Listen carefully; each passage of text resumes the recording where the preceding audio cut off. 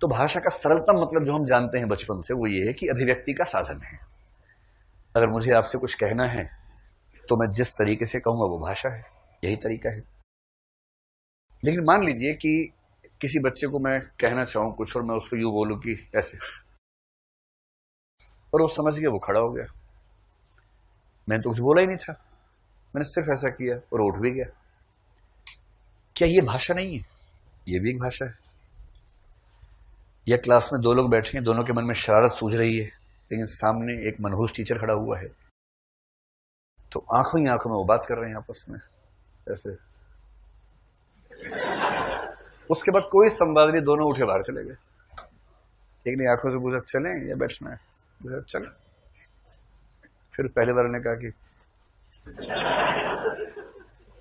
दूसरे ने कहा, वो दोनों अचानक उठे और बाहर निकल गए, किसी को पता भी नहीं चला, संवाद सारा हो गया। एक कवि हुए हैं बिहारी लाल, उनका सबसे प्रसिद्ध दोहा हिंदी साहित्य में जो है वो ऐसा ही है, कहत नटत रीझत खिजत मिलत खिलत लजियात, भरे भवन में करत हैं नैनन हीसों बात। बिहारी बड़े खिलंदड़ किस्म के कवि थे। खिलंदड़ समझते हैं? खिलाड़ी किस्म के कवि, मौज मस्ती वाले कवि। समाज वमाज भाड़ में जाए, समाज से क्या मतलब है, मतलब मौज मस्ती वाले कवि एकदम, है ना। तो उनका सारा रुझान इन बातों में रहता था, श्रृंगार में, लड़का लड़की कैसे बात कर रहे हैं, दो लोग बात कर रहे हैं, वो कैमरे के खड़े हैं पीछे से, उनकी ये अदा है। रीतिकाल जिस काल में थे उस काल में लगभग सारे कवि ऐसे ही थे, कुछ ही समझदार लोग उस काल में हुए। तो एक सभा में एक नायक नायिका बैठे, शायद शोक सभा टाइप की कोई सभा है या सीरियस मामला है जिसमें ये शोभा नहीं देता कि लोग शरारत करें आपस में। तो उसमें कह रहे हैं कि नायक नायिका कैसे बात कर रहे हैं, कहत यानी नायक ने अपनी आंखों से कुछ कहा, नटत नायिका ने अपनी आंखों से मना कर दिया कि पागल कहेंगे, चुप किसे बैठ। नायक ने कहा चलना, यहाँ क्या कर रहे हैं बैठ के, बाहर चलना, बात करेंगे। नायिका करिए, नायिका ने इशारे से मना कर दिया कि नायिका पढ़ने में इंटरेस्टेड है, वो पढ़ रही है ध्यान से, नायक पढ़ता नहीं है। नायिका आईएएस बनने आई है, नायक नायिका के लिए आया है, तो दोनों के मूल उद्देश्य में अंतर है, तो क्या करे, नायक शरारती है, चंचल है प्रकृति से ही, टेस्टोस्टेरोन हार्मोन बह रहा है उसके अंदर, ज्यादा कंट्रोल नहीं हो रहा है। तो कहत नटत, नायिका ने मना किया और नायक इतना बेरोजगार टाइप का है कि इसी बात पे रीझ गया कि क्या मना किया है। कहत नटत रीझत, देखिए नायक रीझ गया और नायिका को लग रहा है कि कितना फुकरा टाइप का इंसान है, अभी इसको डांट के मना किया, इस पे खुश हो रहा है। खिजत, नायिका खींच गई कि कैसा चौपट टाइप का आदमी मिल गया है।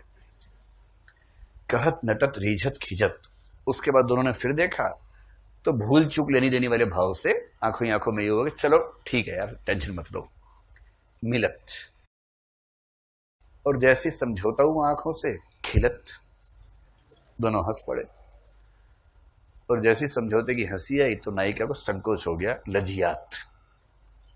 कहत नटत रीझत खिजत मिलत खिलत लजियात, भरे भवन में करत हैं नैननो ही सो बात। भरे भवन में कर रहे हैं आंखों से ही बातें। इतनी सूक्ष्म दृष्टि केवल बिहारी के पास है। और इससे पहले कि बिहार के लोग नाराज हों, बिहारी बिहार के नहीं थे, वो राजस्थान के थे, जयपुर में बेस्ड थे, वहां से लिखते थे। आप में से कितने लोग वस्तुनिष्ठ और आत्मनिष्ठ का अंतर समझते हैं? कोई भी नहीं समझता। वस्तुनिष्ठ के लिए अंग्रेजी में क्या शब्द है, और आत्मनिष्ठ के लिए है सब्जेक्टिव। ऑब्जेक्टिव यानी वस्तुनिष्ठ। ये शब्द तो साहित्य में बार बार आएंगे। साहित्य में क्या, ये तो हर जगह आते हैं, हर विषय में आते हैं, तो इनका एक बेसिक मतलब पता रहेगा तो अच्छा रहेगा। फिलॉसफी में इसका मतलब दो तीन लेवल्स पे अलग अलग हो जाता है, लेकिन सामान्य जीवन में या साहित्य में इसका मतलब क्या है, ये सिंपल है। वस्तुनिष्ठ का मतलब जो वस्तु में स्थित है, बस। आत्मनिष्ठ का मतलब जो आत्म में स्थित है। चलिए एक सवाल का जवाब दीजिए। अब आप लोग की उम्र ऐसी है कि इसका जवाब क्या आएगा मुझे पहले से पता है, लेकिन फिर भी पूछ लेते हैं, ठीक है। सुंदरता व्यक्ति में होती है या देखने वाले की आंख में होती है?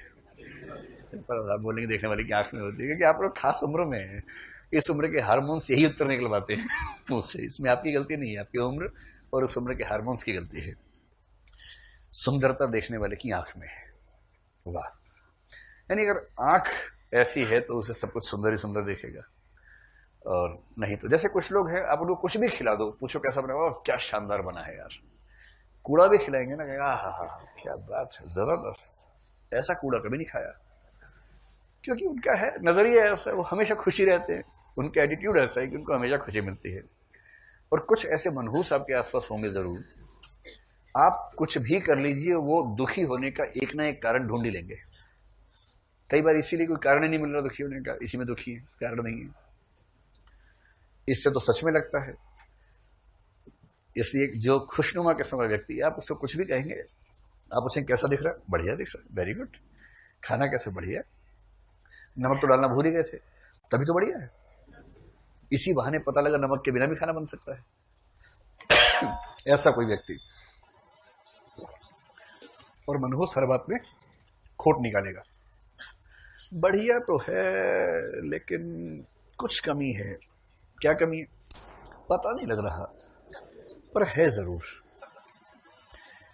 तो इससे लगता है सच में सुंदरता और कुरूपता देखने वाले की आंख में है या जीभ में है।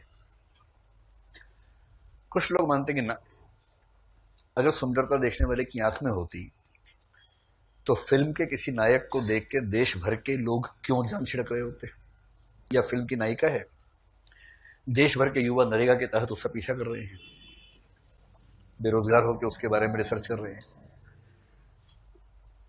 एक युवक है 60 साल का सलमान खान, जिससे शादी करने के लिए लाइन लगा के लोग तैयार हैं कि एक बार बस हाँ बोल दे, जबकि पता है कि दादाजी की उम्र के हो गए हैं। लेकिन उसके बाद भी देखिए, अगर सौंदर्य आत्मनिष्ठ होता, मतलब मन में देखने वाले की आंख में होता, तो ऐसा क्यों होता कि एक व्यक्ति के पीछे पूरी दुनिया पागल हो जाती है। ताजमहल सबको सुंदर क्यों लगता है? तो सुंदरता ताजमहल जो देखने गया उसकी आंख में है कि ताजमहल में है? ताजमहल में है, पर अभी आपने कहा था आंख में है। अब आप कहना चाह रहे हैं कि आंख में भी है, बाहर भी है। जब आंख खोलते हैं सुंदरता कूद के आंख के अंदर आ जाती है, या आंख से निकल के बाहर चिपक जाती है सुंदरता। ये डिबेट है, इसका उत्तर आज तक कोई दे नहीं पाया है। तो स्वाभाविक है कि मैं भी नहीं दे पाऊंगा, क्योंकि इस पर खूब शास्त्रार्थ होते रहे, इसका कोई स्थायी उत्तर है नहीं।